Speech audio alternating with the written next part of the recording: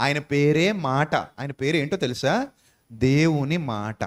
వాడుక భాషలో ఆయన పేరేంటి? దేవుని మాట, వాక్యము. ఆయన పేరేంటి? వాక్యము. అందుకే ఆది యందు వాక్యం ఉండెను, వాక్యము దేవుని యొద్ద ఉండెను, వాక్యము దేవుడై ఉండెను. ఆ వాక్యము సంపూర్ణుడుగా, కృపా సత్య సంపూర్ణుడుగా, కృపా సత్య సంపూర్ణుడుగా మన మధ్య నివసించెను శరీరధారిగా. ఆయన మాటే.